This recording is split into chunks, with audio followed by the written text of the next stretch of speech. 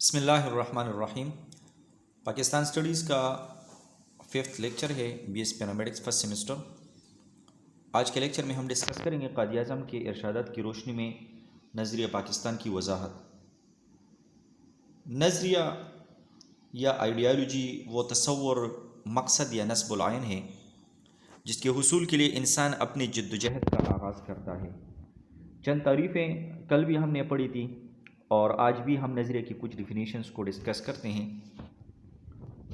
نظریے سے مراد ایسا لائحہ عمل ہے جس کے زیر اثر افراد سے لے کر اقوام تک اپنی زندگیاں بسر کرتے ہیں۔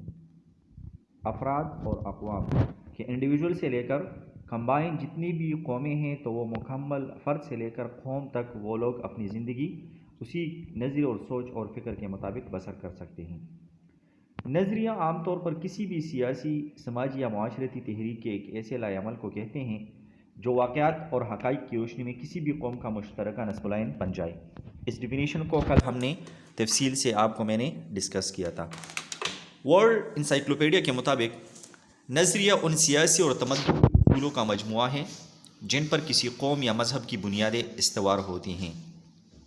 انسائکلوپیڈیا کے مطابق، جو ورلڈ انسائکلوپیڈیا ہے، کہ نظریہ ان سیاسی اور تمدنی اصولوں کا مجموعہ ہے۔ سیاسی اصول اور تمدنی زندگی گزارنے کے جو طور طریقے ہوتے ہیں کہ جن پر کسی قوم یا مذہب کی بنیادیں استوار ہوتی ہے، وہ اس پر ڈیپینڈ کرتی ہیں۔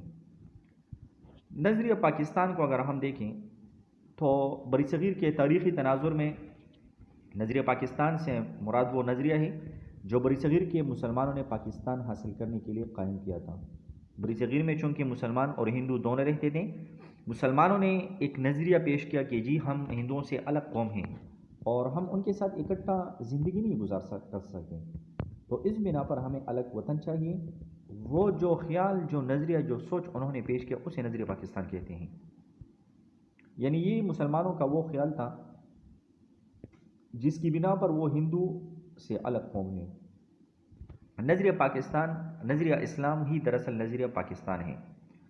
تو اس کو ہم نے ڈسکس کیا تھا کہ نظریہ اسلام ہی دراصل نظریہ پاکستان ہے۔ آپ لوگوں کا آج کا یہ اسائنمنٹ ہے کہ آپ لوگ تفصیل سے وضاحت کریں کہ نظریہ اسلام کس طرح نظریہ پاکستان ہے۔ یہ آج کے لیکچر میں بھی آپ کو ڈسکس ہوگا اور پچھلے لیکچرز میں بھی ہم نے اس کو ڈسکس کیا تھا۔ تو آپ لوگ اس کو تفصیل سے لکھیں اور وضاحت سے لکھیں کہ نظریہ اسلام ہی دراصل نظریہ پاکستان ہے۔ تفصیل سے بیان کریں کیا مطلب ہے اس کا۔ قائد اعظم اور نظریہ پاکستان۔ قائد اعظم وہ لیڈر تھے جو شروع میں ہندو مسلم اتحاد کے بہت بڑے حامی تھے، اور اس کا سب سے بڑا ثبوت 1916 میں کانگریس اور مسلم لیگ کے درمیان طے پانے والا میثاق لکھنؤ تھا، جس کی وجہ سے قائد اعظم کو ہندو مسلم اتحاد کا سفیر کہا گیا۔ دیکھیں، سب سے پہلے قائد اعظم وہ ہندو مسلم اتحاد کے حامی تھے، اور میں آپ لوگوں کو ریزن بتاتا ہوں تاکہ آپ لوگوں کے ذہن میں کوئی شک و شبہ نہ رہے کہ کیوں حامی تھے۔ ہم تو ہندوؤں سے الگ وطن حاصل کرنا چاہتے تھے، پھر قائد اعظم کیوں ہندو مسلم اتحاد کے حامی تھے؟ اس کا وجہ یہ ذہن نشین کریں کہ بعض مسلم لیڈرز جس میں قائد اعظم اور سر سید احمد خان بھی شامل ہیں، ابتدا میں ان لوگوں کا یہ خیال اور سوچ تھا کہ دیکھیں، ہندوستان یعنی برصغیر، اس پر صدیوں سے مسلمانوں کی حکومت چلی آ رہی ہے۔ اب اگرچہ 1857 کی جنگ آزادی کے بعد انگریزوں نے اس ملک پر قبضہ کیا ہے، لیکن ہم انگریزوں کی تسلط کو نہیں مانتے۔ انگریزوں کو ایک نہ ایک دن ہندوستان کو خالی کر کے جانا ہے۔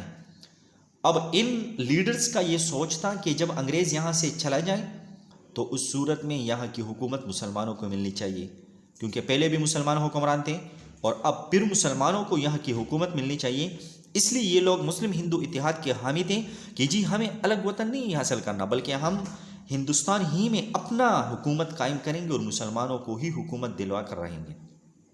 تو اسی وجہ سے قائد اعظم کو ہندو مسلم اتحاد کا سفیر کہا گیا، مگر بعد میں کانگریس کی ہٹ درمی اور ہندوؤں کے متعصب رویے کی وجہ سے نہ صرف قائد اعظم نے 1920 میں کانگریس سے علیحدگی اختیار کر لی، بلکہ انہوں نے خالصتاً مسلمانوں کے مفادات کے لیے کام شروع کیا۔ ذیل میں قائد اعظم کے نظریہ پاکستان کے حوالے سے چند ارشادات، اس کو آپ لوگ دیکھتے جائیں۔ نمبر فرسٹ، انہوں نے علیحدہ مملکت کا تصور پیش کیا۔ مارچ 1944 میں مسلم علی گڑھ یونیورسٹی کے اسٹوڈنٹ سے خطاب کرتے ہوئے انہوں نے اس بارے میں فرمایا، دراصل پاکستان تو اسی دن وجود میں آ گیا تھا جب ہندوستان میں پہلا ہندو مسلمان ہوا تھا۔ ہندوستان میں جب پہلا فرد مسلمان ہوا تو پہلی قوم کا فرد نہیں رہا، بلکہ وہ ایک جداگانہ قوم کا فرد ہو گیا، اور ہندوستان میں ایک نئی قوم وجود میں آ گئی، اور وہ قوم کون سی تھی؟ مسلم قوم تھی۔ سیکنڈ ہے قرآن پاک کی جامعیت۔ مسلم لیگ کا سالانہ اجلاس کراچی میں 1973 میں منعقد ہوا۔ قائد اعظم نے اس موقع پر پاکستان اور اسلام کے باہمی رشتے کو واضح کرتے ہوئے فرمایا کہ وہ کون سا رشتہ ہے جس سے منسلک ہونے سے تمام مسلمان جسم واحد کی مانند ہیں، اور یہ انہوں نے ایک حدیث کی طرف اشارہ کیا ہے۔ نبی کریم صلی اللہ علیہ وسلم کی حدیث مبارک ہے کہ تمام مسلمان وہ ایک جسم کی مانند ہیں، اگر ایک عضو میں تکلیف ہوتی ہے تو دوسرا عضو اس کی وجہ سے بے قرار ہوتا ہے۔ تو قائد اعظم نے اسی حدیث کی طرف اشارہ کیا اور کہا کہ وہ کون سا رشتہ ہے جس سے منسلک ہونے سے تمام مسلمان جسم واحد کی مانند ہیں، وہ کون سی چٹان ہے جس پر اس ملت کی عمارت استوار ہے، وہ کون سا لنگر ہے جسے امت کی کشتی محفوظ کر دی گئی، وہ رشتہ، وہ چٹان اور وہ لنگر خدا کی کتاب قرآن مجید ہے۔ تو قرآن پاک کی جامعیت، وہ کہہ رہے تھے کہ قرآن کی جامعیت کی بدولت تمام مسلمان ایک جسم واحد کی مانند ہیں، جسم واحد ایک جسم کی مانند ہیں۔ اسلام کے علاوہ کسی ازم کی ضرورت نہیں۔ 1944 مارچ میں طلباء کے ایک وفد سے خطاب کرتے ہوئے قائد اعظم نے کہا، ہمارا رہنما اسلام ہے، ہمارا لیڈر اسلام ہے، اور یہی ہماری زندگی کا مکمل ضابطہ ہے، پورا مکمل ڈسپلن ہمارا اسلام ہی۔ ہمیں کسی سرخ یا پیلے پرچم کی ضرورت نہیں، اور نہ ہی ہمیں سوشلزم، کمیونزم یا کسی اور ازم کی ضرورت ہے۔ یہ اس زمانے میں سوشلزم اور کمیونزم یہ مختلف ازم چل رہی ہوتی تھی، جس طرح آج کل کے مختلف نظام چل رہے ہیں، ایک کمیونزم ہے، سوشلزم ہے اور انڈیویجولزم ہے، تو مختلف نظام۔ تو قائد اعظم نے کہا کہ ہمیں کسی بھی ازم کی ضرورت نہیں، بلکہ اسلام ہمارا لیڈر ہے اور یہی ہماری زندگی کا مکمل ضابطہ ہے۔ تعصبات کے خاتمے کی تلقین۔ 21 مارچ 1948 کو ڈھاکہ کے عوام سے، ڈھاکہ بنگلہ دیش کا دارالخلافہ ہے، ان کے عوام سے خطاب کرتے ہوئے انہوں نے کہا، میں چاہتا ہوں کہ ہم پنجابی، بلوچی، سندھی، پٹھان اور بنگالی بن کے بات نہ کریں۔ یہ کہنے میں آخر کیا فائدہ ہے کہ ہم پنجابی، سندھی یا پٹھان ہیں، ہم تو بس مسلمان ہیں۔ تو انہوں نے کہا کہ تعصبات کو ختم کریں، یہ نہ بولے کہ ہم پنجابی ہیں اور آپ پٹھان ہیں، ہم بلوچی ہیں اور آپ سندھی ہیں، ہم پٹھان ہیں اور آپ بنگالی ہیں۔ تو انہوں نے کہا کہ اس کے کہنے میں فائدہ ہی کیا ہے، ہم تو بس مسلمان ہیں اور ایک ہی وطن، ایک ہی ملک میں رہتے ہیں، تو بحیثیت مسلمان ہمیں اپنے مسلمان ہونے پہ ناز اور فخر کرنی چاہیے۔ تقسیم ہند کی ضرورت۔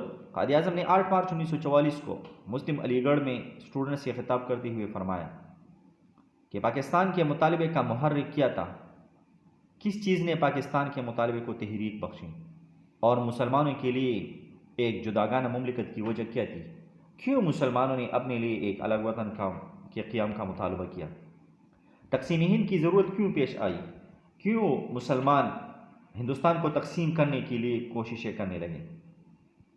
اس کی وجہ نہ ہندو کی تنگ نظری ہے، نہ انگریزوں کی چال۔ ہم اس کو یہ نہیں کہتے کہ جی ہندو تنگ نظر ہیں، اور نہ کہتے ہیں کہ جی یہ انگریزوں کی چال دی کہ وہ ہمیں تقسیم کرے تھے، بلکہ یہ اسلام کا بنیادی مطالبہ ہے۔ اسلام ہمیں یہ حکم دیتا ہے کہ آپ نے کسی کی غلامی قبول نہیں کرنی۔ تو اب اسلام کا بنیادی مطالبہ یہ ہے کہ ہمیں آزاد رہنا چاہیے، تو اس لیے ہم نے اپنے لیے الگ وطن کا مطالبہ کیا۔ اسی طرح جداگانہ قومیت کا تصور بھی علامہ اقبال نے پیش کیا۔ مارچ 1940 کو لاہور میں تاریخی اجلاس میں خطبہ دیتے ہوئے انہوں نے کہا کہ قومیت کی جو بھی تعریف کی جائے، مسلمان اس تعریف کی روح سے ایک الگ قوم ہے، لہٰذا وہ اس بات کا حق رکھتے ہیں کہ ان کی اپنی الگ مملکت ہو، جہاں وہ اپنے عقائد کے مطابق معاشی، معاشرتی اور سیاسی زندگی بسر کر سکیں، اپنے مذہب کے مطابق، اپنے عقیدے کے مطابق۔ ہندو اور مسلم ہر چیز میں ایک دوسرے سے مختلف ہیں۔ ہم اپنے مذہب، اپنی تہذیب و ثقافت، اپنی تاریخ، اپنی زبان، اپنے طرز تعمیر، فن موسیقی، اپنے اصول و قوانین، اپنے معاشرت اور اپنے لباس، غرض یہ کہ ہر اعتبار سے ہندو سے مختلف ہے، تو ہمارا ان کے ساتھ کسی بھی طریقے سے اکٹھے رہنا وہ محال ہے۔ پاکستان ایک اسلامی نظام کی عملی تجربہ گاہ ہوگا۔ قائد اعظم نے 13 جنوری 1948 کو اسلامیہ کالج پشاور کے طلباء سے خطاب کرتے ہوئے فرمایا، ہم نے پاکستان کا مطالبہ ایک زمین کا ٹکڑا حاصل کرنے کے لیے نہیں کیا کہ جی ہمیں بس زمین ملے اور وہاں پہ ہم رہیں، بلکہ ہم ایک ایسی تجربہ گاہ چاہتے تھے جہاں ہم اسلام کے اصولوں کو آزما سکیں، کہ جی ہم ایسی پریکٹیکل تجربہ گاہ، آپ لوگوں کو پتہ ہے کہ تجربہ گاہ میں لوگ کیا کرتے ہیں، لیب میں لوگ کیا کرتے ہیں، وہاں پہ پریکٹیکل ایکسپیریمنٹ کرتے ہیں۔ تو قائد اعظم نے کہا کہ ہم ایک عملی تجربہ گاہ چاہتے تھے کہ ہم اسلامک اصولوں کے مطابق اپنی زندگی بسر کر سکیں۔ اسی طریقے سے مسلم تہذیب و تمدن کی حفاظت۔ اکتوبر 1947 کو قائد اعظم نے فوجی افسران سے خطاب میں فرمایا کہ ہمارا نصب العین یہ تھا کہ ہم ایک مملکت کی تخلیق کریں، ایک ملک کو بنائیں جہاں آزاد انسانوں کی طرح رہ سکے، جو ہماری تہذیب و تمدن کی روشنی میں پلے پھولے، اسلام کے مطابق وہ پہلے، ساری دنیا میں وہ ہمارا مملکت پہلے، اور جہاں معاشرتی انصاف کے اسلامی تصور کو پوری طرح پنپنے کا موقع مل سکے۔ انہوں نے مغرب کے معاشی نظام پر تنقید بھی کی۔ 1 جولائی 1948 کو اسٹیٹ بینک آف پاکستان کے افتتاح کے موقع پر انہوں نے فرمایا، مغرب کا معاشی نظام انسانیت کے لیے ناقابل حل مسائل پیدا کر رہا ہے اور یہ لوگوں کے درمیان انصاف کرنے میں ناکام رہا ہے۔ ہمیں دنیا کے سامنے ایسا معاشی نظام پیش کرنا ہے جو اسلام کے صحیح تصور، مساوات اور سماجی انصاف کے اصولوں پر مبنی ہو۔ مطلب جو مغربی نظام بینکاری ہے وہ اس کے خلاف تھے، وہ کہتے تھے کہ ہمیں اسلامی اصولوں کے مطابق ایک معاشی نظام پیش کرنا چاہیے، لیکن افسوس سے کہنا پڑتا ہے کہ آج تک پاکستان میں چند ایک نظام کے علاوہ، چند ایک معمولی سے بہت کمزور نوعیت کے اداروں کے علاوہ کوئی بھی ہمیں اسلامی نظام پرووائڈ نہیں کر سکتا۔ سارے لوگ مغرب کے اسی نظام میں جکڑے ہوئے ہیں۔ اللہ تعالیٰ کی حاکمیت، اللہ تعالیٰ کی حاکمیت کے بارے میں قائد اعظم نے فرمایا کہ حاکمیت اعلیٰ اللہ تعالیٰ کو حاصل ہے۔ پاکستان میں عوام اسے قرآن و سنت کے مطابق استعمال کریں گے، جتنے بھی فیصلے ہوں گے اور جتنے بھی قوانین بنیں گے، تو یہی ہماری پاکستان کی جمہوریت اور مغربی جمہوریت میں بنیادی فرق بھی یہی تھا کہ جی یہاں پہ بھی جمہوریت ہے، لیکن یہاں پہ جتنے بھی قوانین بنیں گے، جتنے بھی فیصلے ہوں گے وہ قرآن و سنت کے مطابق ہوں گے۔ پارلیمانی جمہوری طرز حکومت کی مخالفت۔ قائد اعظم محمد علی جناح نے کانگریسی لیڈروں کی جانب سے مغربی طرز کی پارلیمانی جمہوریت کا مطالبہ سننے پر فرمایا کہ یہ کسی طور برصغیر کے لیے مناسب نہیں کہ ہندوستان کئی قوموں اور خاص کر 2 قوموں کا ملک ہے۔ ہر قوم چاہے وہ تعداد میں کم ہو اپنی حقوق مانگتی ہے۔ مغربی طرز جمہوریت صرف ایسے ملک میں کامیاب ہو سکتی ہے جہاں صرف ایک قوم بستی ہو اور وہ لسانی، جغرافیائی، ثقافتی اور مذہبی اعتبار سے یکساں خصوصیات کی مالک ہوں۔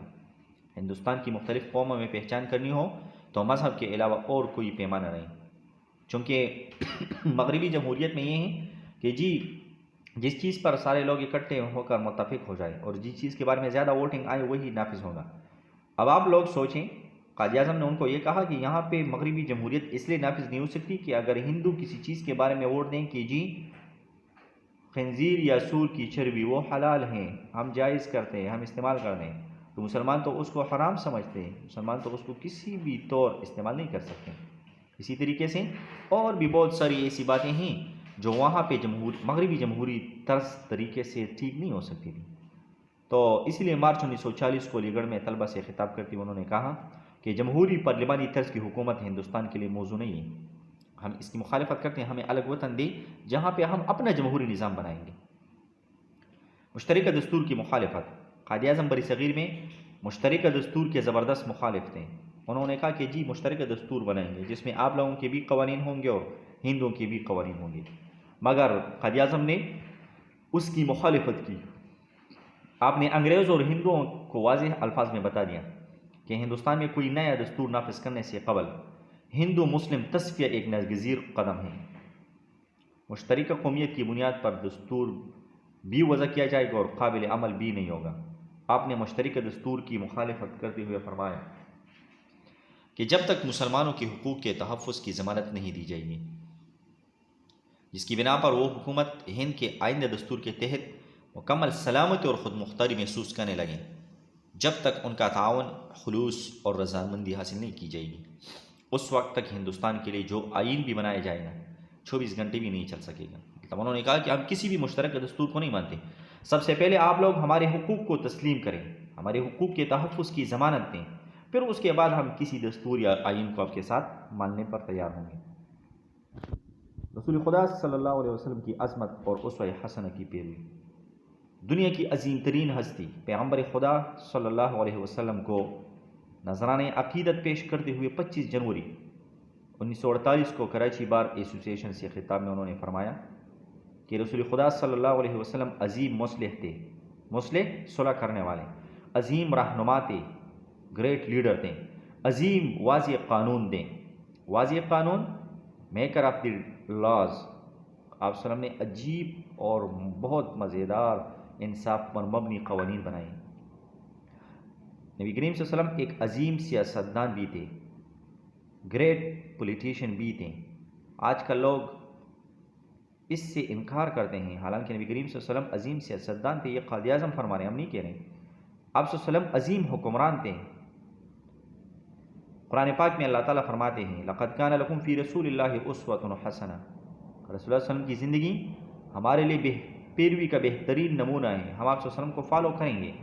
لیکن آج کل کے لوگوں کی عقل پہ پردہ ہے. وہ کہتے ہیں جی ہم عبادات میں تو نبی کریم صلی اللہ علیہ وسلم کو مانیں گے، لیکن جہاں پہ معیشت کی بات آتی ہے، جہاں پہ گورنمنٹ کی بات آتی ہے، اور جہاں پہ اصولوں کی بات آئے گی تو وہاں پہ لوگ پھر اس کو چھوڑتے ہیں. حالانکہ نبی کریم صلی اللہ علیہ وسلم نے ہمیں دنیاوی اصول بھی بتا دیے، ہمیں گھریلو زندگی کے بارے میں اصول پرووائڈ کیے، ہمیں نظام میں حکمرانی کے بارے میں بھی اصول پرووائڈ کیے، اور ہمیں آخرت کے بارے میں بھی اصول پرووائڈ کیے. تو اس لیے ہمیں چاہیے کہ نبی کریم صلی اللہ علیہ وسلم کی مکمل تابعداری کریں. زندگی کے کسی بھی گوشہ میں آپ کو مسئلہ ہو تو نبی کریم صلی اللہ علیہ وسلم کی سیرت کو فالو کریں. قائد اعظم محمد علی جناح نے ارشاد باری تعالیٰ کا احترام کرتے ہوئے مسلمانوں کو تلقین کی کہ وہ دین و دنیا کے ہر کام میں نبی کریم صلی اللہ علیہ وسلم کے اسوہ حسنہ سے رہنمائی حاصل کریں. 14 فروری 1947 کو انہوں نے کہا کہ میرا ایمان ہے کہ ہماری نجات اس اسوہ حسنہ پر چلنے میں ہے جو قانون عطا کرنے والے پیغمبر اسلام نے ہمارے لیے بنایا ہے. اسی طریقے سے مسلمانوں کے لیے انہوں نے الگ پاکستان کی ضرورت بھی محسوس کی. قائد اعظم نے مسلمانوں کے لیے الگ وطن پاکستان کے قیام کو اسلام کی بقا کے لیے ضروری قرار دیا، اور انہوں نے فرمایا اگر آپ چاہتے ہیں کہ اس ملک میں اسلام کا نام و نشان نہ مٹ جائے تو اس کے لیے پاکستان نہ صرف یہ ایک عملی نصب العین ہے، یاد رکھو اگر ہم اس جدوجہد میں ناکام رہ گئے تو ہم تباہ ہو جائیں گے، اور پھر اس بری صغیر میں مسلمانوں اور اسلام کا نام و نشان تک مٹ جائیں گے. کیونکہ وہ عظیم لوگ تھے، لیڈرز تھے، ان کو پتہ تھا کہ جی اگر ہمیں الگ وطن نہ ملے تو پھر یہاں پہ اسلام کا نام و نشان مٹ جائے گا. اس لیے انہوں نے الگ وطن کا مطالبہ کیا. پاکستان کی دستور اسلامی دستور ہے. پاکستان کے مستقبل کے آئین کی اسلامیت پر تبصرہ کرتے ہوئے قائد اعظم نے فروری 1948 میں ایک امریکی نامہ کو انٹرویو میں کہا کہ اب پاکستان کا دستور ابھی بننا ہے، مجھے معلوم نہیں اس دستور کی ہیئت و شکل کیا ہوگی، لیکن اتنا یقین سے کہہ سکتا ہوں کہ یہ جمہوری نوعیت کا ہوگا اور اسلام کے بنیادی اصولوں پر مشتمل ہوگا. ان اصولوں کا اطلاق آج کی عملی زندگی پر بھی اسی طرح ہو سکتا ہے جس طرح 1300 سال پہلے ہوا تھا. مطلب یہ ہے کہ انہوں نے نبی کریم صلی اللہ علیہ وسلم کے اسوہ حسنہ سے ایک دستور اٹھا کر انہوں نے کہا کہ پاکستان کا دستور وہی مدینہ کا دستور ہوگا. پختہ عزم انسان بلند مقاصد کو سامنے رکھ کر ہی زندگی کے میدان میں قدم بڑھاتا ہے. عزم سمیم، مکمل عزم، پختہ عزم اور جہد مسلسل کے بغیر ان مقاصد کا حصول ممکن نہیں. 1944 کو قائد اعظم نے بمبئی میں جشن عید کے موقع پر خطاب میں کہا کہ ہمارے راستے میں کوئی چیز مزاحم نہیں ہو سکتی. مزاحم کوئی چیز ہمارے راستے میں وہ ہماری مزاحمت نہیں کر سکتا، ہمارے اپوزٹ کوئی چیز نہیں آ سکتا، کوئی چیز ہمیں مغلوب نہیں کر سکتی. ہمارے مطالبات حق و انصاف پر مبنی ہیں. 10 کروڑ مسلمانوں کی زندہ جاوید کو مٹائی نہیں جا سکتی. اس زمانے میں مسلمان 10 کروڑ کی تعداد میں تھے، اور زیادہ تر تعداد آج بھی ہندوستان میں مسلمانوں کی ہیں. خواہ ہمیں کتنی مصیبتوں اور آزمائشوں سے گزرنا پڑے، ہم پاکستان لے کے رہیں گے. پاکستان کے بغیر مسلمانان ہند تباہ و برباد ہو جائیں گے. حاصل کلام یہ ہے کہ دو قومی نظریے اور نظریہ پاکستان در حقیقت نظریہ اسلام ہی ہیں. قائد اعظم جو ابتدا میں ہندو مسلم اتحاد کے حامی تھے، بعد ازاں اسلام کی آزادی روح کو سمجھنے کے بعد دو قومی نظریے کے زبردست حامی بن گئے اور اپنی سیاسی بصیرت سے دو قومی نظریے کی وضاحت کی۔ یہی وہ نقطۂ آغاز تھا جس کے بعد تحریک آزادی سوئے منزل رواں دواں ہوئی اور برصغیر کا جغرافیہ تبدیل ہونے سے کوئی نہ روک سکا، اور دنیا کے نقشے پہ دنیا نے دیکھا کہ ایک نئی اسلامی جمہوریہ پاکستان وہ دنیا کے نقشے پہ ایک اسلامی مملکت کے طور پر ابھرا۔